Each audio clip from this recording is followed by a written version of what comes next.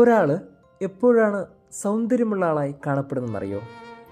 എപ്പോഴാണോ അവർ അവരുടെ സ്വപ്നങ്ങളെക്കുറിച്ച് സംസാരിക്കുന്നത്, അവരുടെ ഇഷ്ടങ്ങളും ആഗ്രഹങ്ങളും പങ്കുവയ്ക്കുന്നത്.